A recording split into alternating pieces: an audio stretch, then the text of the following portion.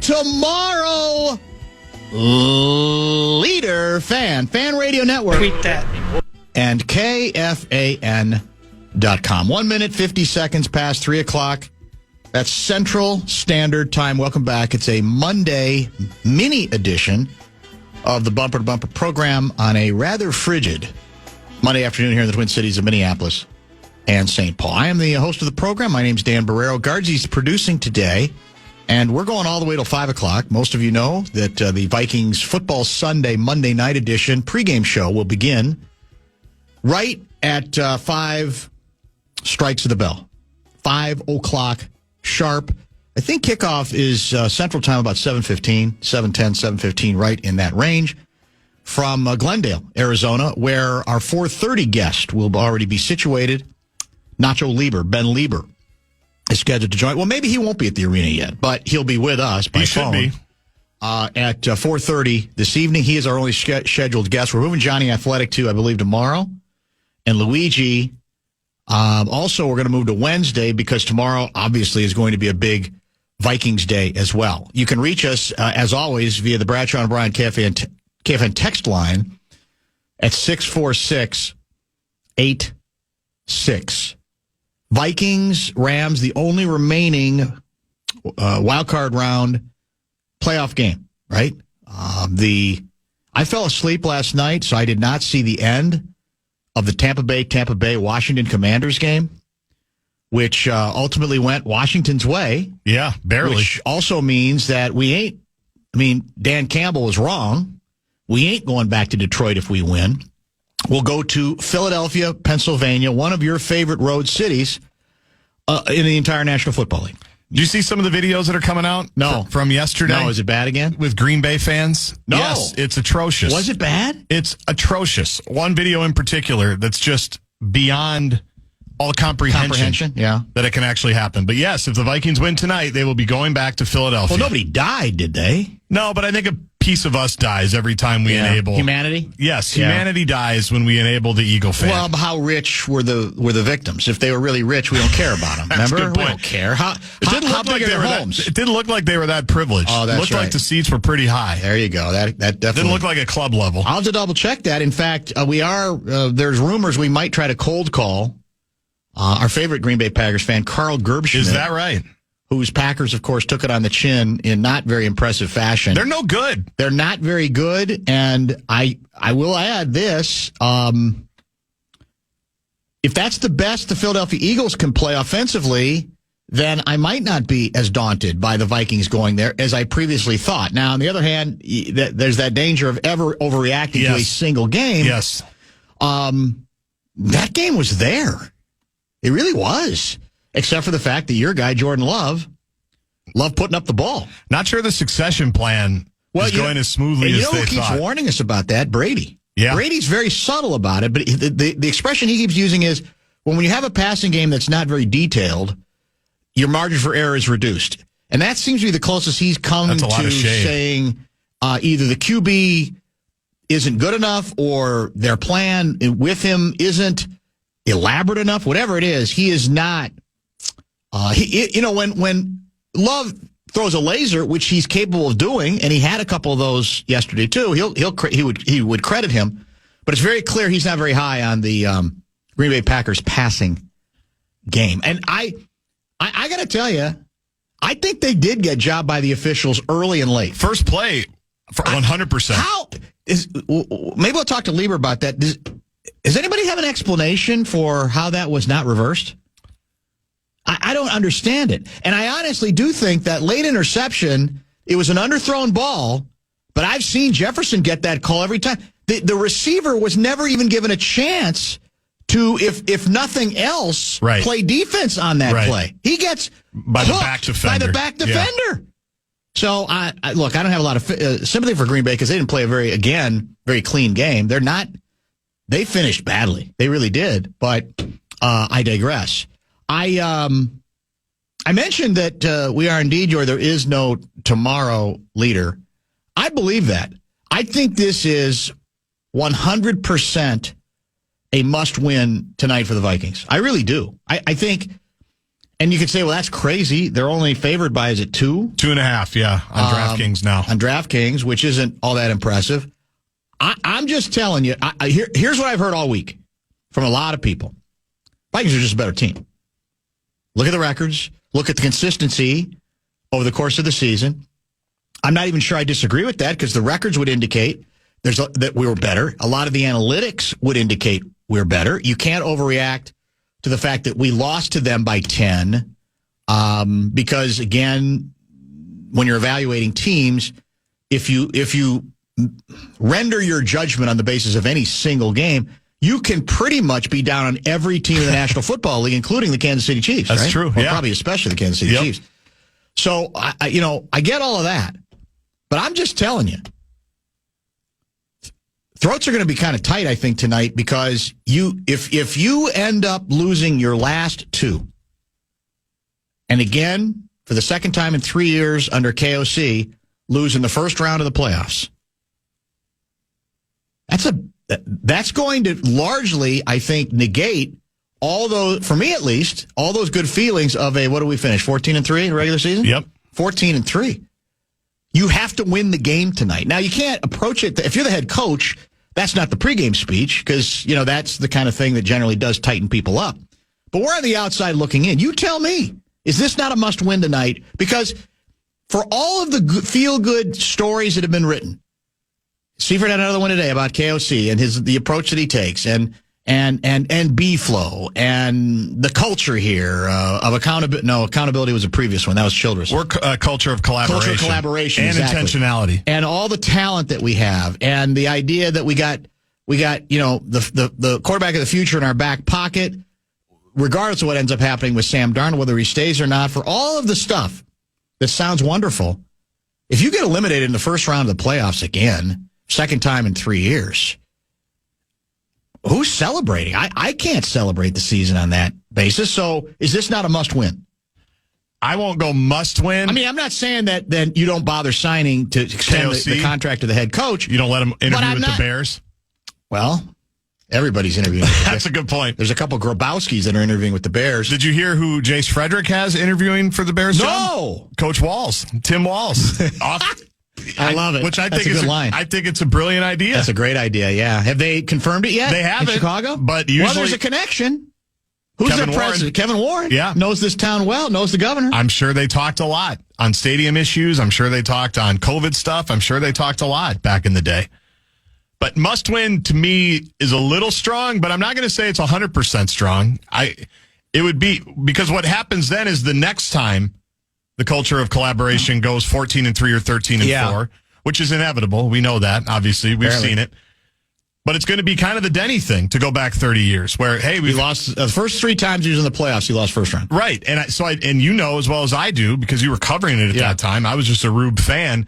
That does become a thing that you do have to overcome at some point if it happens. But you're saying give him the third strike.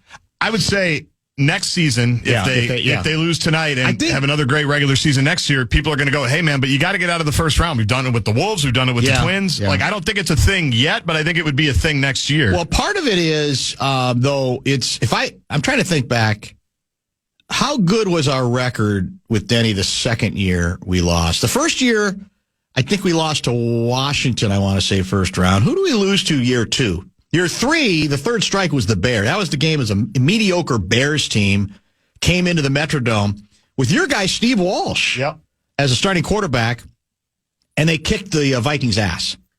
Something like 30, as I think it was Dave Wanstead club, 35-17, 35-18. Who do we lose to in the second playoff run with Denny? So that would have been 93. That was the Giants. Yeah, okay, Giants. Right. And we lost that one. Was that here or there? I don't even remember that game. That was there. Okay. Because we lost to Washington. Washington the first 92. year, right? Yeah, Giants and then the Bears in 94. Giants, Bears. What was our record when we lost, regular season record when we lost to the Giants? I don't think it was this gaudy. That's the other thing. I think part of what is making me emphasize this more is it's almost like, again, I know it seems fraudulent because they were predicted to win 6.5 games this year. That was the over-under on Vegas before the year started. But the fact is, they won as many as they did. They had the kind of season where they were being celebrated for it. And if you turn around and, again, allegedly playing a team that's not as good as you in a neutral site, by the way, you don't even have to, whatever their home ice advantage was going to be, which wasn't much, it was going to at least be on their field that they were accustomed to. Now we're on a neutral site, which gives me even more reason to say you can't lose this game tonight. You can't. Vikings were 9-8 that year against the Giants. Boom. The Giants were 12-5. We led 10-3 at the half, and the Giants scored 2 touchdowns in the third to overcome. 9-8. They must have finished 9-8. So they were 9-7. Oh, 9-7. Okay, regular season after the game. Well, see, that's just an okay record. We've got a gaudy record. You got to make it's the expectations, fair or not, they change. If on the basis of that kind of a record, do they not? They do. Who did you pick? I don't remember. Did you pick the purple? I picked the Vikings. Yeah. I'm going down one way or the other. That's okay. I think it's a close call. I know there's some people who believe not only the Vikings are going to win, it's going to be a rout. And I guess anything's possible. We saw that last week with Detroit. We see lots of weird individual matchups. So we'll see. But let me know if you agree with my notion that it's a must-win for the purple tonight. And again, I'd actually be a little bit more encouraged. To me, the motivation is that Eagles team, we might be able to do some good business in there, even though it's Philly, based on the way their offense looked. You know why I thought that very briefly? Or do you want to go to break? Let's break. Yeah, I'll tell you. I had the same thought, and then I quickly self-corrected yesterday. Okay. All right, we'll get to that. And then, as I mentioned, eventually Ben Lieber will check in from the desert. I like the way this guy thinks. What area code is this? This is area code... Where the hell is 323? 323. That sound familiar to you? Yes, we've talked about it. Have we? It's L.A. Los Angeles, yes. California. Well, Godspeed to him and everyone else dealing with that ongoing disaster. I don't think there's any question if the Culture Shield crumbles tonight, you send KOC and McCarthy to Tennessee for the number 1 pick and start over with the Sanders family at TCO, a must-win. Excuse me? There it is. So we're bringing Dion in to coach. Yes. And we're drafting Shedeur. Boom. Huh. Let's play. Interesting. Yeah. Well, now you see who's available. Cowboys guy. Yeah. Mike McCarthy. Mike McCarthy's available now. He's available. If we got to get somebody on the rebound, I think, is what I'm saying. On the latest rebound, because he's had a couple of rebounds now. Aren't you being a bit fraudulent? Meaning me. You haven't had higher expectations. You picked the Packers to beat the Vikings. You picked Detroit to beat the Vikings. You picked the Rams to beat the Vikings. How is that higher expectations? Well, I'm saying the expectations are on the basis of the season they've had. I don't think people are being honest with themselves if they say they wouldn't be devastated that after this kind of season, this kind of record, this kind of celebration, you lose your last game badly, and then you don't beat the Rams and you get eliminated in the first round. That's all I'm saying, I think. Bradshaw and Bryant, KFAN text line is open, 64686. As I look for some more texts, first... It's the Bumper to Bumper Seal of Approval. Seal of Approval today, speaking of football, is issued to none other than Tampa Bay quarterback Baker Mayfield. Really? What'd he do? Now you could say, well, wait a minute, Dan, did they win the game? And I'd say, well, no, I guess they didn't. Isn't he the quarterback who had a botched handoff that turned the game? They're up 4, and they fumble a handoff inside their 20, I believe, that completely changed the game. And I'd say, can't argue with that. That's not a good play. But you know what Baker Mayfield did do on that play? He went for it. He went after the ball. Yeah.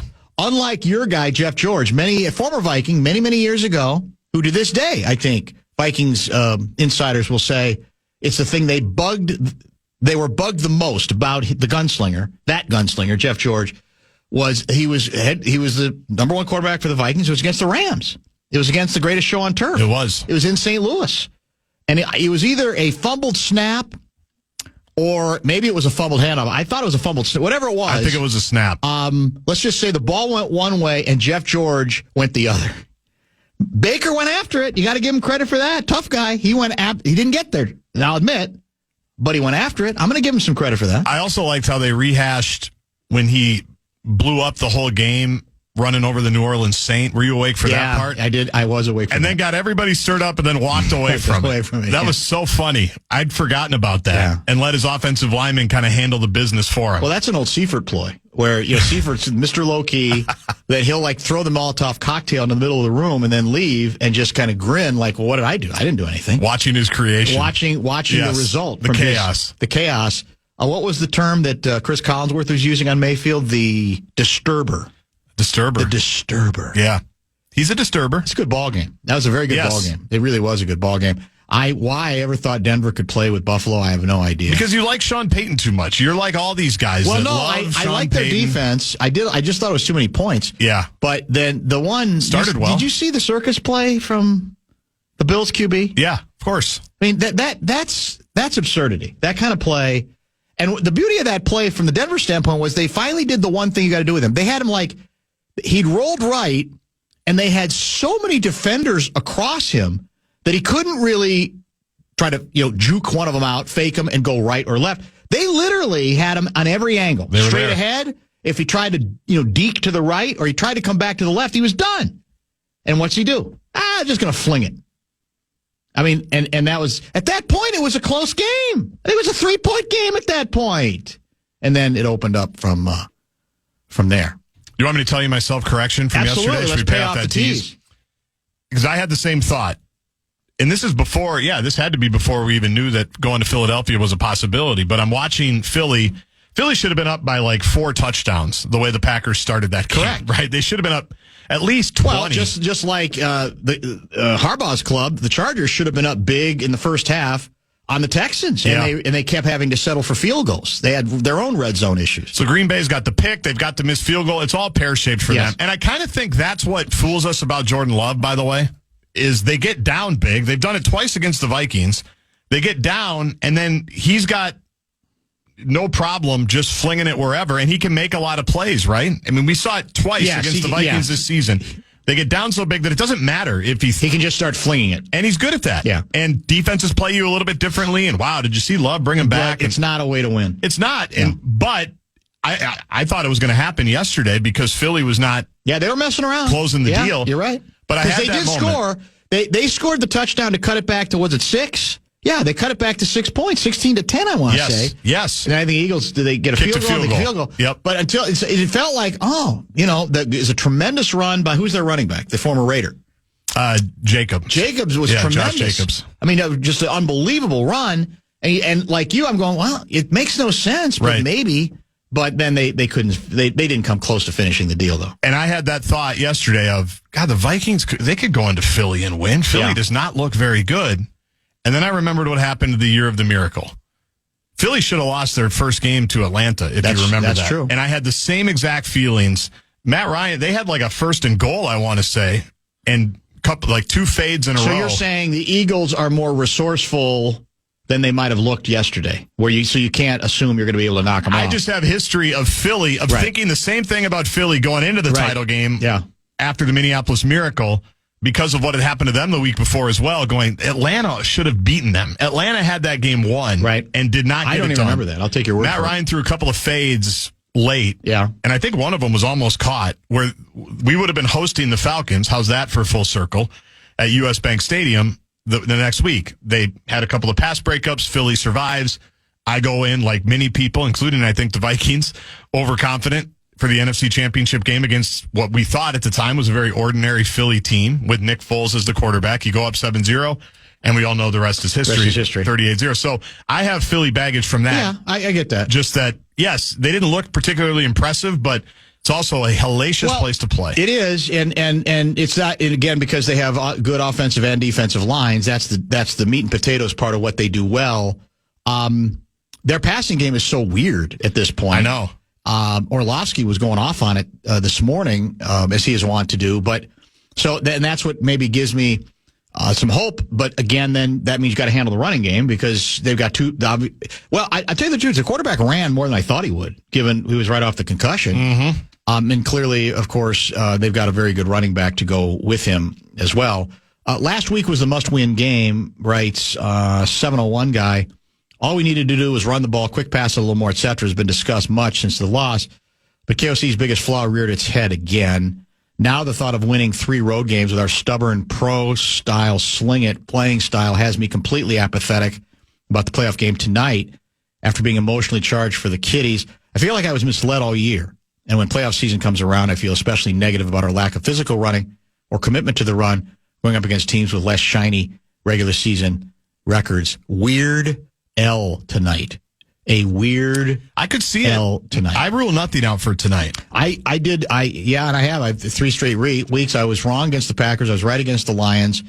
I picked the Rams to win, but I would be foolish to say I'd be shocked if the Vikings won this game tonight. I just have some fear that the one thing, I mean, the Rams have become a weird, different kind of offensive team where they're not just guns blazing up and down. It's not the greatest show on turf. It's a lot more deliberate. They don't mind running the ball. They don't mind playing in the teens.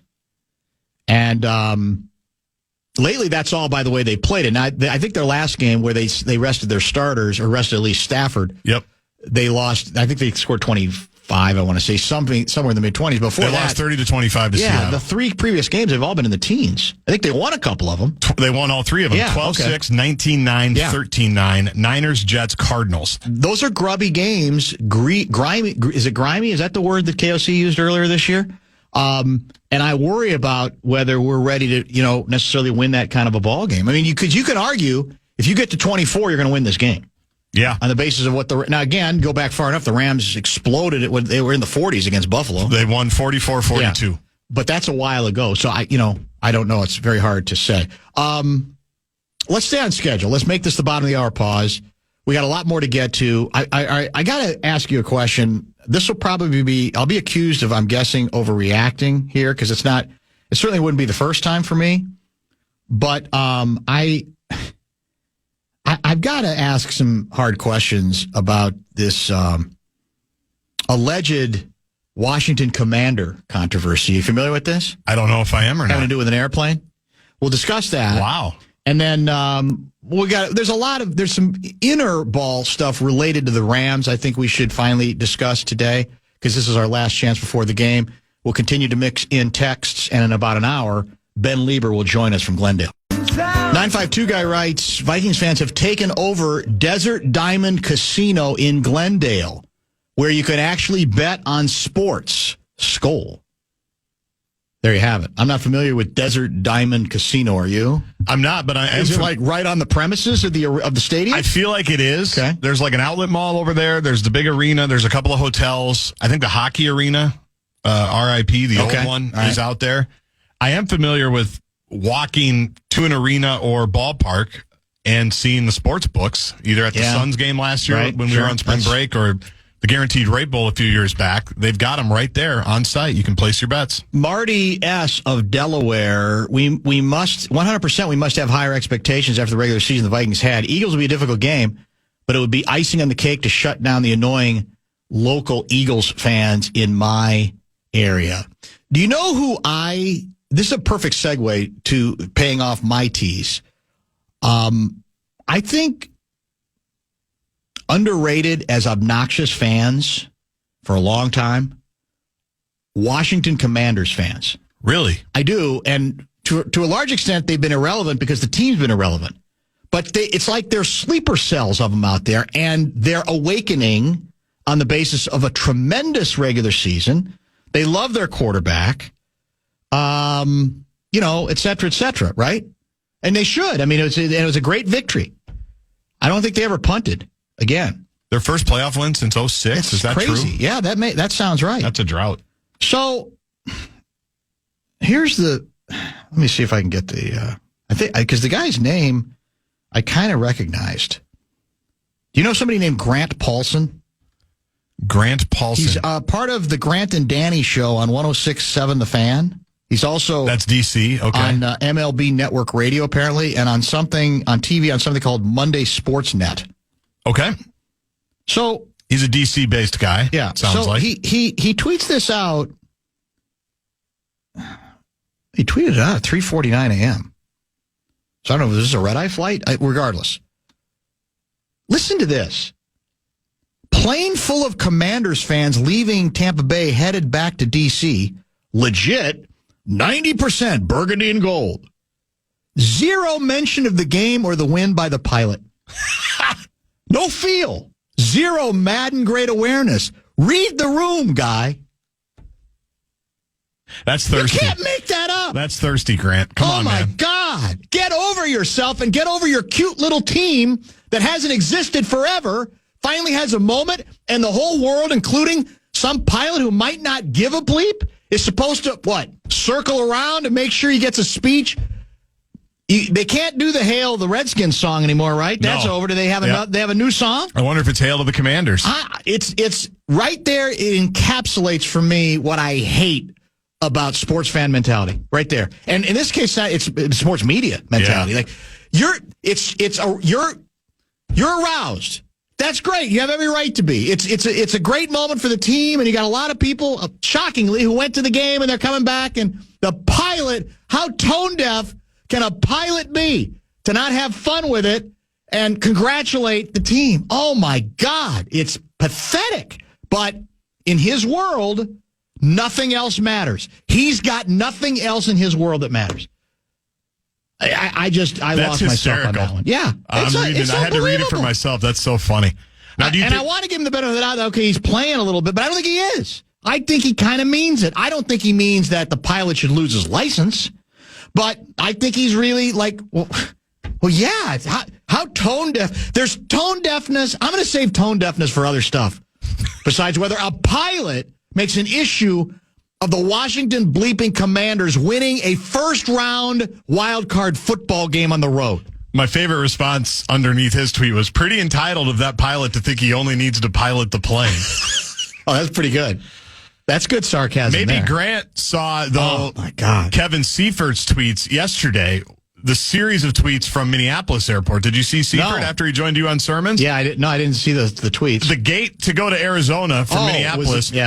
50 balloons, purple and gold, footballs everywhere. There's Vikings flags on every seat. Like Delta, on Seifert's flight at least, did the exact opposite of this. They basically made it a fan caravan. Whether people that were on that flight acknowledged the game or cared about the game or not, they were going to let everybody know that Delta, MSP to Phoenix, knew all about the Vikings game coming up. Oh, my God.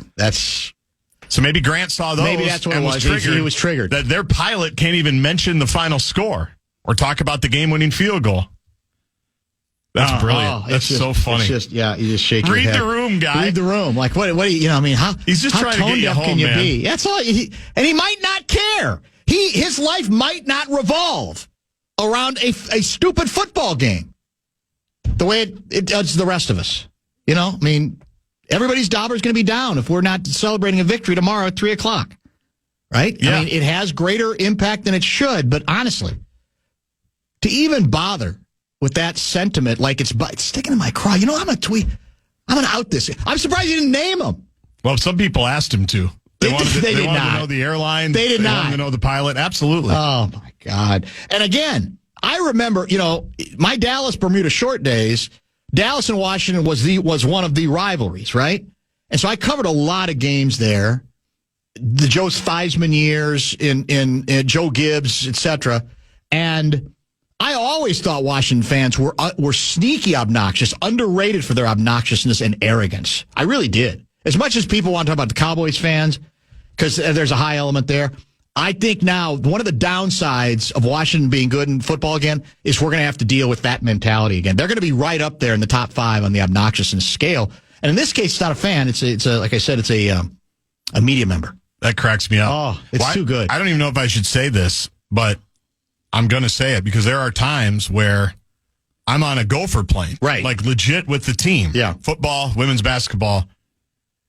And not every time do the pilots mention, hey, good luck in your game. And it's just they didn't? Not every time. Should I have been offended by that? A lot of times Apparently they do. Yeah, and that's fine if you do, if you have fun with it. I just don't think you have to be obligated to do it. Sometimes the pilots and the flight crew just want to get us there and land in Champaign and then go on with the rest of their life. Or maybe they've had a bad day. Maybe they've been, their last 2 flights, they were circling over LaGuardia for like 4 hours. And they're going, I just want to get bleeping home. We're happy for the Guardians. Or Commanders, I mean. It's Cleveland's the Guardians, right? the commander. We're happy for him. It's a nice victory. The kid quarterback looks like the real deal. He does. But I don't have to change my life as a result of it. Oh, God. It's so thick and so obnoxious. Let's do an early break today. Let's mix up the schedule, shall we? Okay, sure. We can do that, can't we? We certainly can. We'll be back in just a minute, and keep the text